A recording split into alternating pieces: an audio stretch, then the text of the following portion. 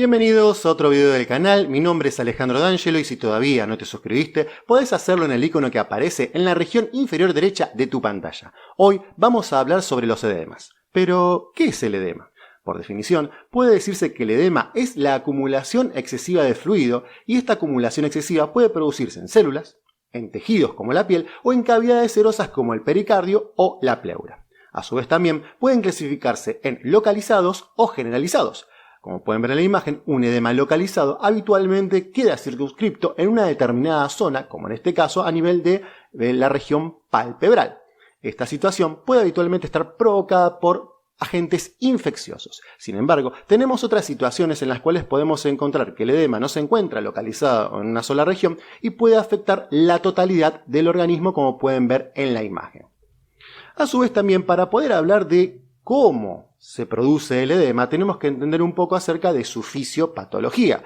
Para ello, vamos a recurrir a la fórmula de Starling, que como pueden ver en pantalla, a simple vista parece ser complicada, pero vamos a tratar de desglosarla para poder entender cómo funciona o cómo trata el organismo de evitar que aparezca el denominado edema.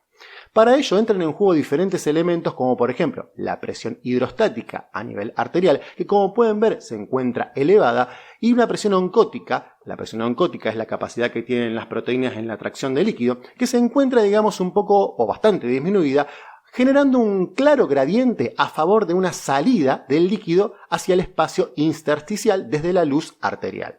Sin embargo, en este proceso se puede ver que hay una reversión a nivel venoso donde la presión hidrostática cae abruptamente, pero así también podemos observar que la presión oncótica plasmática se encuentra aumentada, lo que favorece que haya un mayor gradiente o mayor flujo de líquido hacia la región o la luz venosa. Este juego que se produce en estas presiones oncótica e hidrostática es lo que favorece que no se acumule tanta cantidad de líquido a nivel intersticial, permitiendo que el líquido permanezca intravascularmente hablando y de esta manera no se genere esta acumulación excesiva de líquido. Sin embargo, existe otro jugador que favorece que no aparezca la presencia de edema, que es la circulación linfática. Es decir, que en términos simples podemos determinar que cualquier afección que produzca una alteración de la presión hidrostática, una afección de la presión oncótica o una afección de la circulación linfática tiene como resultado la aparición de un edema. Esta es la fórmula de Starling explicada de una forma sencilla.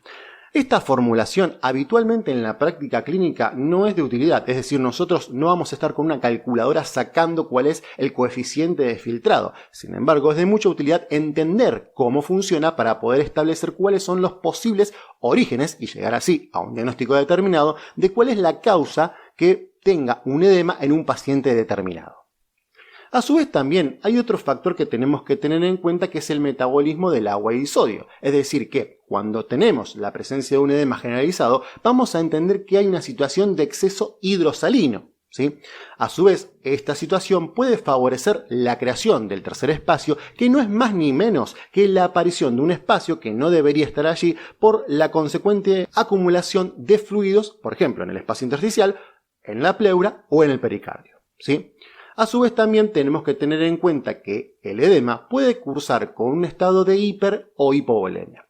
Cuando hablamos de volemia efectiva, hablamos de la cantidad de sangre necesaria que se encuentra circulando a nivel intravascular para poder mantener funcional el organismo, es decir, para poder establecer que el cuerpo se encuentra con una situación vital determinante.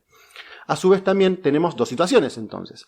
Un edema con hipovolemia arterial efectiva, es decir, una situación en la cual se presenta un paciente con edema, pero la volemia se ve disminuida y que es muy frecuentemente de encontrar en situaciones como la insuficiencia cardíaca congestiva, la cirrosis hepática y el síndrome nefrótico. Tres entidades diferentes, pero que se encuentran interconectadas por la misma fisiopatología del edema. Y eso se resume en este cuadro que, aunque parece bastante complejo, podemos determinar fácilmente cuál es la causal del edema en estas tres entidades que habitualmente cursan separadas, pero tienen una conexión en cuanto a la fisiopatología de la falla y en la aparición del edema. Por ejemplo, si tenemos en el ejemplo de la situación de la insuficiencia cardíaca, vamos a tener una determinación de que la presión venosa central y la aurícula derecha van a estar elevadas, es decir, la presión en estas regiones va a estar aumentada, lo que va a determinar que hay un aumento de la presión capilar, con lo cual va a favorecer la trasudación. Esto quiere decir que va a haber un aumento de la presión hidrostática, con lo cual va a haber un mayor trasudado, va a haber un aumento del volumen intersticial, lo cual va a determinar la aparición de un edema. A su vez también, esta trasudación va a provocar que el volumen circulante de sangre se encuentre disminuido, el volumen plasmático, provocando que haya una disminución del péptido natriurético auricular, que es el que favorece que se elimine la cantidad de agua y sodio necesario para no generar un cuadro de hipertensión, es decir, es un elemento que es protector, y que a su vez esto va a provocar, por la disminución de este péptido, un aumento en cuanto a la retención renal de sodio y agua, aumentando así el volumen plasmático, una trasudación y la provocación del edema. A su vez también, el volumen plasmático va a generar una vasoconstricción renal, va a haber una disminución en cuanto al flujo sanguíneo renal, provocando un aumento de la fracción de filtración, un aumento en la retención renal de sodio y agua, y como consecuencia va a haber la aparición de edema por el mismo mecanismo. Esto es en el caso específicamente de la insuficiencia cardíaca. Sin embargo, cuando hablamos de la cirrosis hepática, vamos a tener un paciente por X motivos, como por ejemplo un paciente etilista, que presente ascitis y obstrucción venosa por una falla a nivel hepático, lo cual se traduce en una disminución del volumen sanguíneo porque el líquido se acumula en un tercer espacio, va a haber una disminución de lo que sería el volumen minuto, va a haber una disminución del volumen arterial efectivo, lo cual va a llevar a la vasoconstricción renal, llevando al edema por este mecanismo, como pueden ver en pantalla, pero a su vez también va a provocar que haya un aumento en la secreción de renina, directamente por los vasoreceptores, pero también a su vez por la actividad simpática. También va a provocar este aumento de renina que se active la angiotensina, que se active la aldosterona, que se presente una reabsorción de sodio en el túbulo distal y lleva consecuentemente la retención de sodio y agua, produciendo nuevamente el edema. A su vez también, cuando disminuye el volumen arterial efectivo, también disminuye la secreción, o mejor dicho, aumenta la secreción de la hormona antidiurética, lo que produce una retención distal de agua, provocando que haya un aumento de la retención renal de sodio y agua y vuelve a llevar al edema. En el caso del síndrome nefrótico, que se caracteriza por ser una patología perdedora de proteínas, vamos a encontrar que hay niveles disminuidos de albúminas, que es la representante proteica en cuanto a la presión oncótica del plasma, por lo cual, si hay una disminución de albúmina, va a haber una disminución de la presión oncótica, va a haber una disminución del volumen sanguíneo y va a llevar nuevamente al mismo mecanismo por el cual lleva la cirrosis hepática y la insuficiencia cardíaca a provocar una retención renal de sodio y agua y provocando nuevamente el edema. Fíjense que el cuadro, en este pequeño resumen, nos ayuda a entender cómo funciona la aparición del edema en la insuficiencia cardíaca, en la cirrosis hepática y en el síndrome nefrótico. La verdad que este cuadro es fantástico. Para el estudio de la semiología siempre recomiendo el libro Argente, es bastante práctico en estas situaciones y con este tipo de cuadros nos ayuda a entender fácilmente cómo se produce un edema en estas tres situaciones. También tenemos que tener en cuenta que el edema puede cursar con hipervolemia, es decir, el volumen circulante se ve aumentado. En estos casos tenemos que destacar que es una situación poco frecuente porque habitualmente responde a una falla renal primaria que no es tan frecuente de ver, pero podemos encontrarlos. A su vez también, y es un dato no menor, podemos destacar que este tipo de edema puede ser provocado en aquellos pacientes que nosotros infundimos rápidamente solución salina, con lo cual podemos provocar que esta situación se agrave en cuanto a la cantidad de agua que tiene un paciente a nivel intraluminal y podemos provocar un estado de edema ocasionado por un aumento en la infusión de líquidos de uso común en salas de emergencia o en internación. Cuando hablamos estrictamente de la semiología, tenemos que tener en cuenta que la búsqueda del edema debe enfocarse en las áreas de declive, es decir, si el paciente se encuentra parado, vamos a buscar generalmente el edema en las piernas, ¿sí? Para ello vamos a recurrir a lo que sería la fobia o el signo del Godet, que es un hallazgo característico. Pero, ¿qué sucede cuando el paciente se encuentra acostado? Porque cuando nosotros hacemos, por ejemplo, trabajamos en internación, vamos a encontrar que los pacientes no están deambulando, sino que se encuentran acostados en camas. En estos casos, la zona que debemos examinar es la región sacra, que es el área de declive donde probablemente pueda aparecer el signo de Godet en un paciente que se encuentra presentando un estado edematoso. De ser así, ¿no?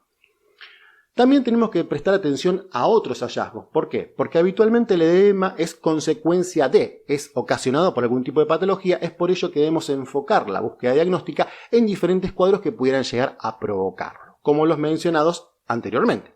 También tenemos que tener en cuenta que cuando aparece el edema va a haber un cambio a nivel visual, o sea, a nivel local en lo que sería la parte cutánea, por ejemplo. La piel va a estar más tensionada, va a perder los pliegues que habitualmente podemos ver, va a encontrarse fría cuando hacemos la palpación y a su vez también, más allá del signo de Godet, podemos encontrar que podemos a simple vista determinar que se encuentra más brillante que otras áreas de la piel. Acá tenemos un ejemplo de una fobia, un signo de Godet en un miembro inferior. Cabe destacar que cuando nosotros tratamos de emular este signo tenemos que hacer presión sobre un área dura. Esta regla se pierde cuando nos encontramos con un edema de gran cuantía, un edema muy importante, un edema generalizado, porque no importa, digamos, dónde realicemos la presión, generalmente cuando el edema es de una magnitud muy importante vamos a encontrar el signo de la fobia en diferentes lugares. En términos estrictos, también podemos clasificar la fobia que podemos determinar en grado 1, grado 2, grado 3 y grado 4. Grado 1 es una leve depresión sin distorsión visible del contorno y desaparición casi instantánea.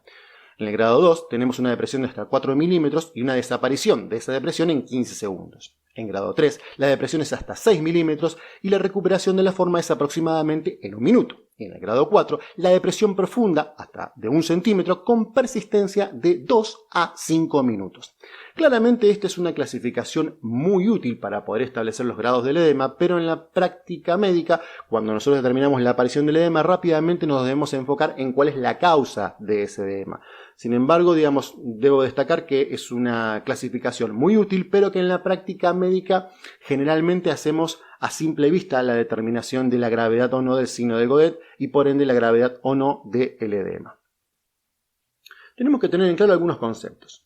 Cuando el edema es de gran magnitud y afecta gran cantidad o la mayor parte de la superficie corporal y a su vez encontramos que hay edema en regiones donde no debería haberlo, como en el pericardio, en la pleura o a nivel abdominal, estamos frente a un estado de anasarca, ¿sí? O sea que es la definición práctica de la anasarca es un edema de gran magnitud e importancia que afecta a la totalidad del organismo. Pero encontramos dos edemas que son muy característicos porque habitualmente no encontramos el signo del Godet cuando nosotros hacemos la exploración. Ellos son el mixedema y el linfedema.